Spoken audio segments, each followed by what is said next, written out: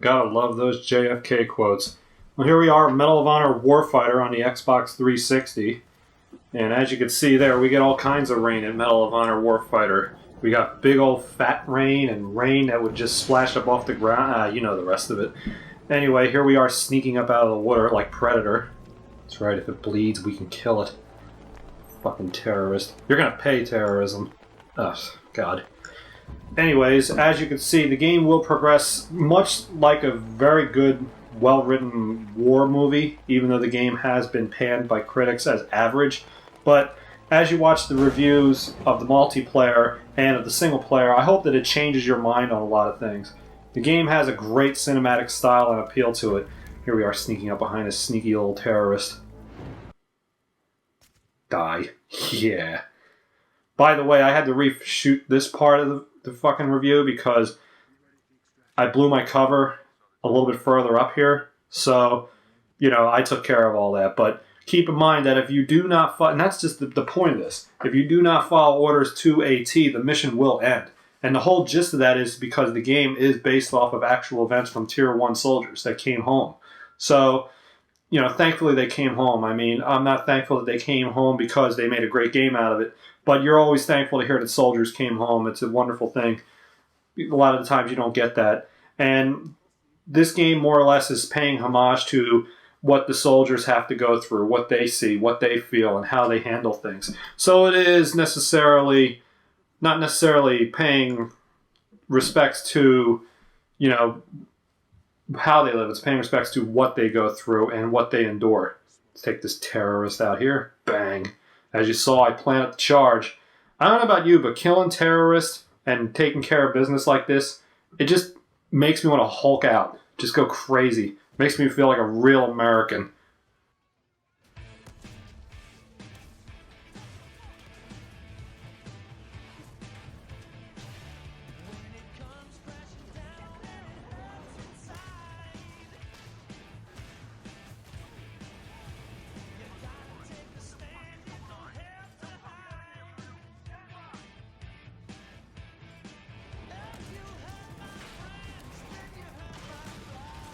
As you can see from the cinematic backdrop this game does present, there's a lot of explosions, a lot of fire. So much is going on. You see the enemies are trying to get out of there. I just got ammo from my teammate here, who's Mother.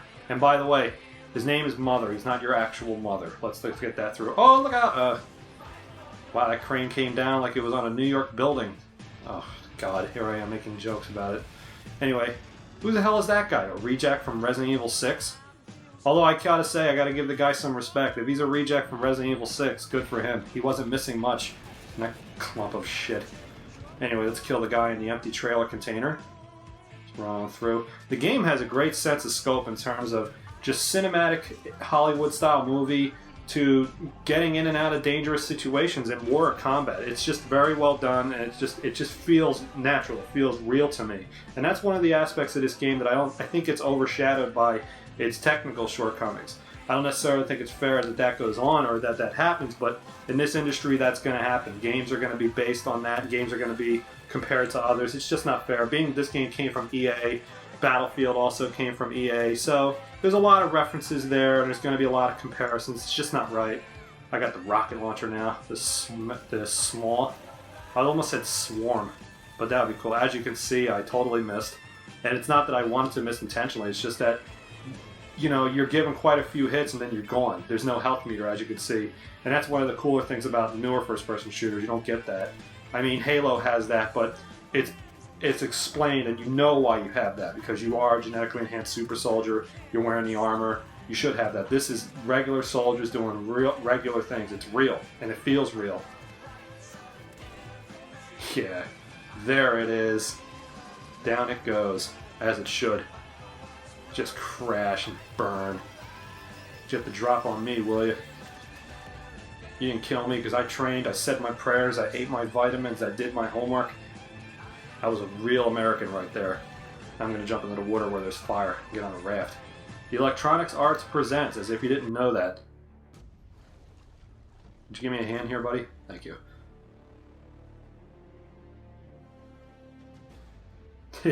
Yeah, dangerously close with fountain. Like a tractor trailer, it's like if you're dry, whatever. I'm going to skim ahead here. Let's get through the water. The presentation of this game is astounding. It's very good. The graphics are going a long way. The audio, there's the title. If you didn't know what the name of the game was, I've only said it 3 times already. But the game's overall appeal and graphical sense are shown very good here. It's very put on display very well. Like these cutscenes where it shows the characters of the game having their interactions with their families or with each other. The graphics are so good that it almost looks as if this was live action. No joke. This is not me saying that to hype it or anything. Look at it. It just looks like it's a real. It looks like it's a real person, and that kind of looks like a real iPhone, but it's not because we don't want to pay anybody sponsors or any endorsements or royalties. And if you want to know what it's like to deal with Apple and royalties, just ask Samsung. Oh, I'm sorry. Or Jeff Keighley. Oh, god damn it! There I go again. Anyway, enough with this sarcasm and the cheap attempts at jokes. Let's just keep it going. Let's just fucking do it. Now, the backdrop of the game is to stop is basically countermeasures and terrorism. It's international terrorism, Yemen, Pakistan, and you're going to go through many different aspects of this. You're going to go through the eyes of a United States soldier, and you're also going to go through the eyes of a United States soldier who has infiltrated the terrorist organization.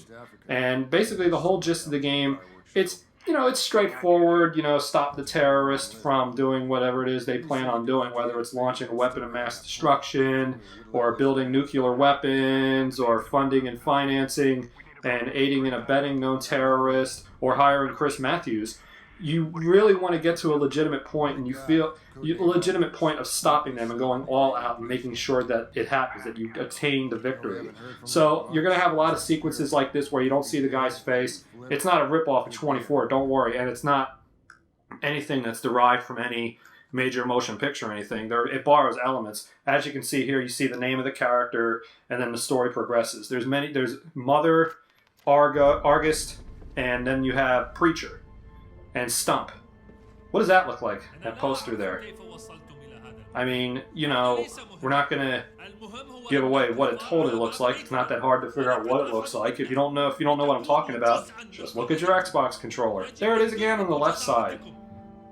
I have no idea what this guy is saying. But it sounds almost important, being that he's a terrorist, and, you're the terrorist in training. The terroree, as opposed to the terrorist, But this is basically the training to give you a sense of how to play the game. I don't know why this is the second mission. If you played the first mission, you already know what you're doing. But what they're doing here is they're training you as a terrorist.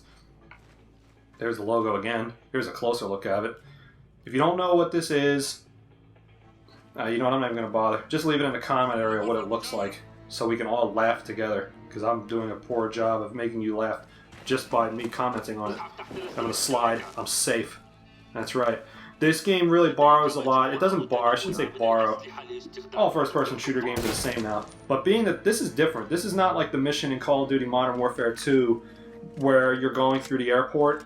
This game gave you no warning of suggestive material, and this part of the game right here, not this particular part, but coming up in this particular mission, it's really amazing, this sense of how they made you feel like you're a part of a terrorist organization. You will see once we get there. It's if you were bothered by the Call of Duty Modern Warfare 2 sequence, you should skim past this part, because this is terrorist training, and this is terrorist training from the knowledge of soldiers. They know what these guys are doing. They know what they do. They know how they plan. So if you're squeamish, or if you didn't like that mission from Call of Duty Modern Warfare 2, or the scene from Call of Duty Modern Warfare 3, then you might want to not watch the upcoming part. I'll say it before it happens so you know. But here's where, this is another cool thing. It has the lean over, which was made extremely popular in the SOCOM series, so you can get those shots off. Being in the terrorist training, they want you to get the headshots. They want you to take the enemy out with headshots. Yeah, you can take the targets down by shooting them in the chest, but they want headshots. They want you to prove yourself to them.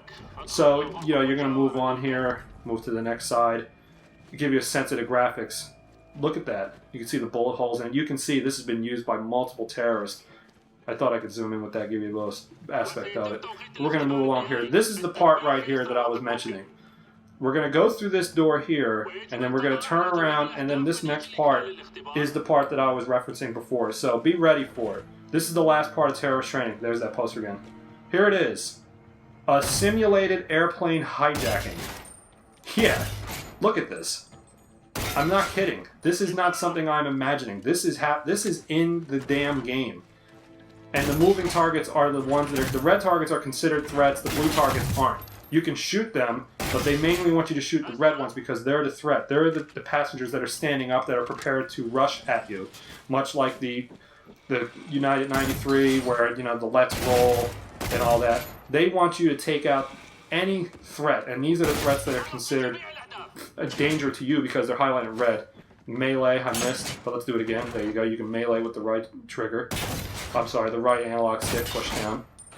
You get scores based on headshots, and they time you too. That's another thing. They want you to get in this plane, take it over with, and get it over with. Now, here's breaching. This is an element that's going to be used throughout the game. You take a door down any number of ways. Hey, here we go. Kick the door in, throw the grenade, and we are in the cockpit. Cockpit, going to kill the pilots. Now, as you see there on the bottom of the screen, you get 2 kills. It gives you 2 kills or 4 kills, depending on how many people are going to be in that room. They want you to get the headshots. So you will get, if you get 4 headshots in breach, you get a new level of breach. Now, I've completed the game, so I've unlocked all the breaches. So, you know, we'll use a couple more as we progress.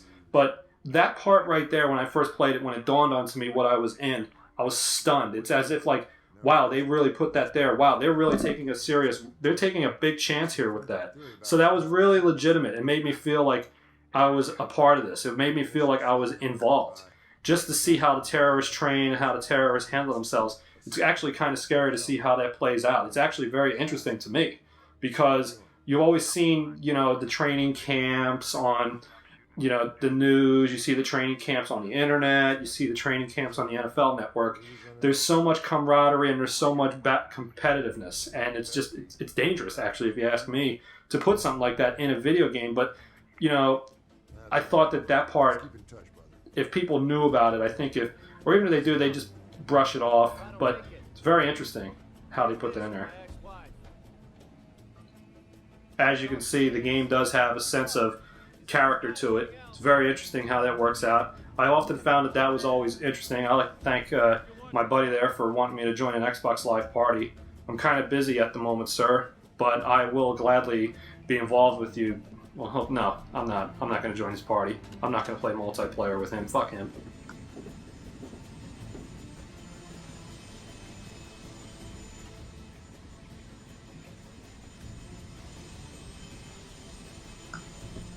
That's right, boys. Get ready. We're going to drop those ships, and we're going to do, well, whatever it is that we do with, you know, rafts in midair. I don't know.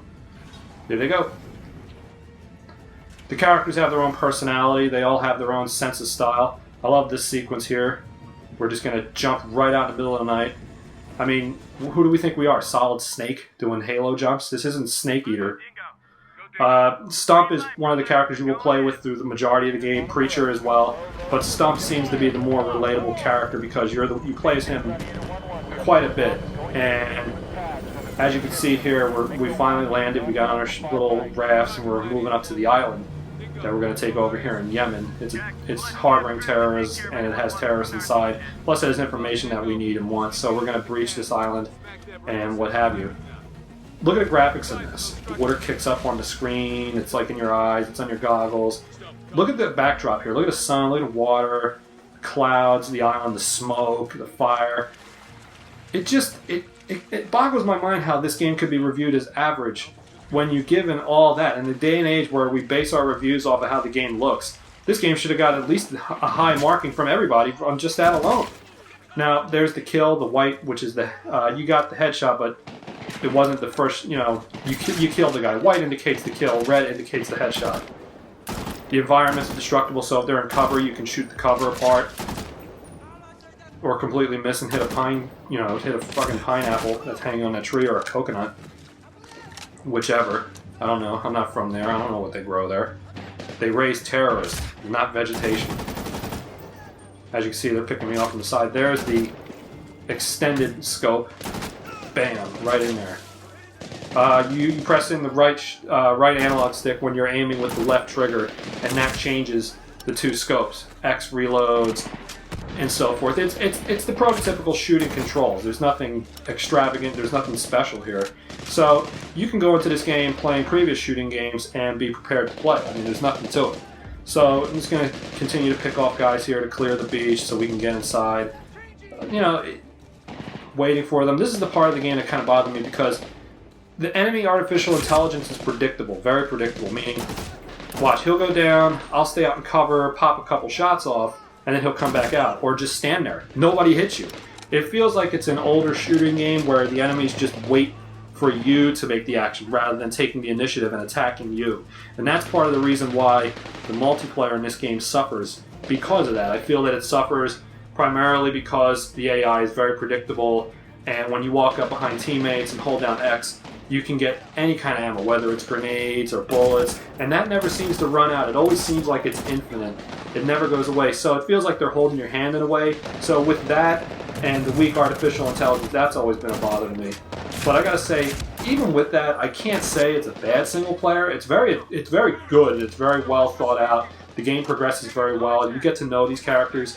Now, one of the biggest knocks is the characters are unrelatable, unidentifiable, and that's not fair to say because most people did not play the first game. I myself, I didn't play the first game, so I'm not going to sit here and act like I can relate to these characters, but it certainly makes me want to play the first game so I can get to know them. Maybe I should have initially, maybe I should have given it a legitimate chance, but it came out in 2010. There were so many legitimate shooters that came out that year. So we finally got in.